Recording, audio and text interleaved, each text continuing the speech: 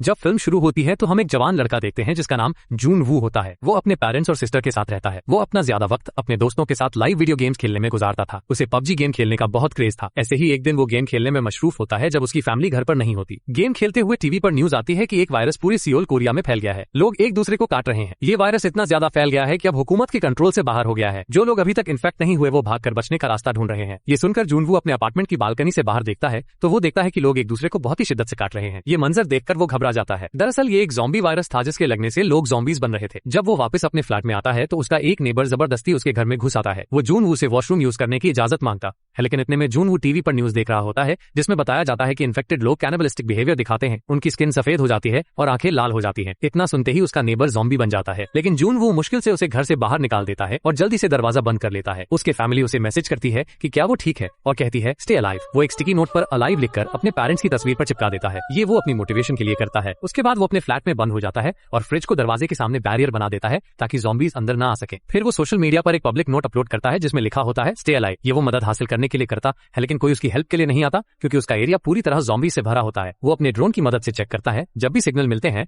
लेकिन अब उसके मोबाइल फोन की बैटरी डेड हो जाती है। वायरस पूरे एरिया में तेजी से फैल चुका होता है और हर बंदा ज़ॉम्बी बन गया होता है। जून वू को याद आता है कि वो रेडियो के जरिए मदद का पैगाम भेज सकता है, लेकिन उसके घर में ऐसा कोई डिवाइस नहीं होता। वक्त गुजरता जा रहा था और हर दिन जून वू अपनी मदद के लिए वीडियो बनाता रहता है। ये बात साफ होती जा रही थी कि घर में कई दिनों तक कैदियों की तरह रहने से सब कुछ खत्म हो गया था, जैसे खाने पीने का सामान, इंटरनेट और नेटवर्क। रात के वक्त वो देखता है कि एक पुलिस ऑफिसर अपनी जिंदगी बचाने के लिए ज़ॉम्बीज से लड़ रही होती है, लेकिन वो ज़ॉम्बीज उसे भी मार देते हैं। ये सब कुछ जून वू के सामने हो रहा होता है। वो उस पुलिस ऑफिसर को बचाने के लिए ज़ॉम्बीज का ध्यान अपनी तरफ करता है, मगर सब बेकार जाता है। इसी दौरान एक ज़ॉम्बी उसके बिल्डिंग का मेन डोर खोल देता है और उसकी तरफ बढ़ता है। जून वू एक ड्रामेटिक सीन बनाता है जैसे वो बिल्डिंग से गिर गया हो। ज़ॉम्बीज भी उसके पीछे गिर जाते हैं और मर जाते हैं, लेकिन जून वू अकलमंदी से काम लेकर अपनी जान बचा लेता है। जब वो ज़ॉम्बीज से बच जाता है तो देखता है कि उसके घर में खाने का सामान खत्म हो गया है। फिर वो अपनी भूख से समझौता करता है सिर्फ पानी पीने से। शुरू में तो उसे अच्छा लगता है, लेकिन बाद में उसे हेलुसिनेशन होने लगते हैं। उसे लगता है कि उसकी फैमिली वापस आ गई है और सब कुछ नॉर्मल हो गया। हकीकत बिल्कुल अलग थी। अचानक उसके मोबाइल पर नेटवर्क आता है और उसकी फैमिली का वॉइस नोट मिलता है। ये वॉइस नोट इंसानों का आखिरी पैगाम होता है क्योंकि वो लोग भी ज़ॉम्बीज बन चुके होते हैं। ये सब सुनकर जून वू बहुत गुस्से में आ जाता है और घर तोड़ने लगता है। गुस्से में सब कुछ तोड़कर वो फ्लैट से बाहर निकल आता है, लेकिन ज़ॉम्बीज का खौफनाक मंजर देखकर वापस फ्लैट में लौट आता है। उसे सिर्फ एक बात याद रहती है, स्टे अलाइव। ज़ॉम्बीज को देखकर वो फैसला करता है कि वो कभी ज़ॉम्बी नहीं बनेगा।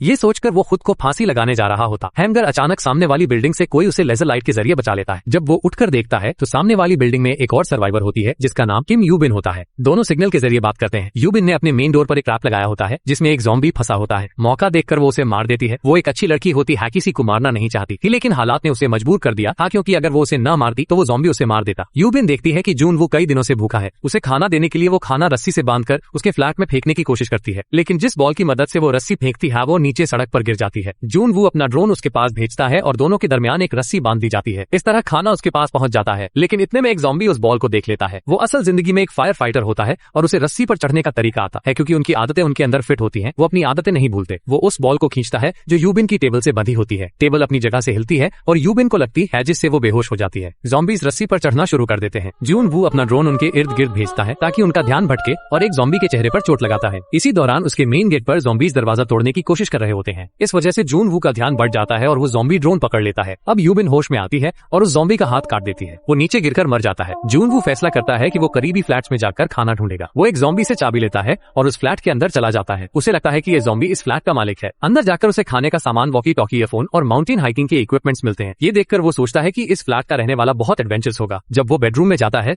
तो वहाँ एक औरत को देखता है जो मर चुकी होती है। इसी दौरान इन्फेक्टेड घर का मालिक वापस आता है और उस पर हमला करता है, मगर किसी तरह जून वू अपनी जान बचा लेता है और वहाँ से निकल जाता है। उसका प्लान होता है कि वो रेडियो सिग्नल्स के जरिए मैसेज भेजे, लेकिन बदकिस्मती से रेडियो भी डाउन होता है। वो एक वॉकी टॉकी यूबिन के पास भेजता है। दोनों कई दिनों तक एक दूसरे से बात करते रहते हैं। यूबिन जून वू को बताती है कि उसे हाइट से डर लगता है। यहाँ एहसास होता है कि इंसान के लिए किसी का साथ होना खाने से ज्यादा जरूरी है, क्योंकि अकेले रहना कभी कभी जिंदगी के लिए नुकसानदेह साबित होता है। पानी पीने के लिए दोनों अपने कंटेनर बाहर रखते थे। बारिश होने पर वो कंटेनर पानी से भर जाते। एक दिन बहुत सारे ज़ॉम्बीज अपार्टमेंट की तरफ आते हैं। उनकी हरकत ऐसे महसूस होती है जैसे बारिश हो रही हो, लेकिन हकीकत में ये ज़ॉम्बीज के दौड़ने की आवाज होती है। इस दौरान यूबिन के हाथ से कुछ चीजें गिर जाती हैं। ये आवाज सुनकर सारे ज़ॉम्बीज सीधा उसके अपार्टमेंट की तरफ बढ़ने लगते हैं। इसी वक्त जून वो अपने घर के लैंडलाइन से यूबिन के बगल वाले घर में कॉल करता है, जिससे सारे ज़ॉम्बीज उस फ्लैट की तरफ चले जाते हैं। इससे साबित होता है कि ज़ॉम्बीज की सुनने की सलाहियत बहुत तेज है। दोनों बात करते हैं कि अगर वो यहाँ ऐसे ही रहे तो एक दिन जरूर मर जाएंगे।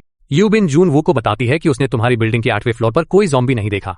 वो कहती है कि उन्हें वहां जाकर कुछ खाना ढूंढना होगा ताकि जिंदा रह सके। दोनों नीचे गिर जाते हैं और उनका ज़ॉम्बीज के साथ एक जबरदस्त मुकाबला होता है। काफी मुश्किलों के बाद वो लिफ्ट में घुसकर अपनी जान बचाते हैं। जब वो 8वें फ्लोर पर पहुंचते हैं तो ज़ॉम्बीज उनका पीछा नहीं छोड़ते और वहां भी उनके पीछे आ जाते हैं। फिर एक अनजान शख्स आता है और उन दोनों को ज़ॉम्बीज से बचा लेता है। वो आदमी उन्हें खाना और पानी देता है। यूबिन शुरू से ही उस पर शक करती है, इसलिए वो खाना नहीं खाती, लेकिन मजबूरन उन्हें वो खाना खाना पड़ता है। असल में वो आदमी कोई अच्छा इंसान नहीं होता, वो उन्हें धोखा दे रहा होता है। उसने खाने में ऐसी दवा मिलाई होती है जिससे वो बेहोश हो जाए। जब दोनों बेहोश हो जाते हैं तो वो उन्हें बांध देता है। दरअसल वो यूबिन को अपनी ज़ॉम्बी वाइफ के लिए खाना बनाना चाहता है। वो यूबिन को अपनी बीवी के कमरे में फेंक देता है। इतने में जून वो होश में आता है और उस आदमी पर बंदूक तान देता है, लेकिन वो आदमी उसकी बात नहीं मानता। यहाँ यूबिन अक्लमंदी दिखाती है। वो ज़ॉम्बी औरत के चेहरे पर कपड़ा डाल देती है और उसे उसके हस्बैंड की तरफ धक्का देती है। वो औरत अपने ही हस्बैंड को काट लेती है। यूबिन मजबूरन उन दोनों को मार देती है। गोली चलने की आवाज सुनकर सारे ज़ॉम्बीज उस फ्लैट की तरफ आ जाते हैं। यूबिन जून वू से कहती है कि उसे गोली मार दो। इतने में उन्हें हेलीकॉप्टर की आवाज सुनाई देती है। बहुत देर तक ज़ॉम्बीज से लड़ने के बाद वो दोनों बिल्डिंग की छत पर पहुंच जाते हैं, मगर अफसोस वहाँ कोई हेलीकॉप्टर नहीं होता। वो अपनी बची हुई गोलियों से ज़ॉम्बीज को मारते हैं और साथ ही जिंदगी के लिए दुआ करते हैं। आखिरकार असली हेलीकॉप्टर उन तक पहुंच जाता है। सोल्जर्स उन्हें ज़ॉम्बीज को मारकर बचा लेते हैं। जब वो जगह छोड़ देते हैं तो मोबाइल सिग्नल वापस आ जाते हैं और वो दोनों अपने दोस्तों के मैसेज देखकर खुश हो जाते हैं। दोनों सर्वाइवर्स अपनी तस्वीरें इंटरनेट पर अपलोड करते हैं और अपनी लोकेशन शेयर करते हैं। आखिर मिंजून वू का स्टे अलाइव सिर्फ अलाइव बन जाता है और इसी के साथ मूवी खत्म हो जाती है। मजीद ऐसी वीडियोस देखने के लिए हमारे चैनल को सब्सक्राइब करना ना भूलें।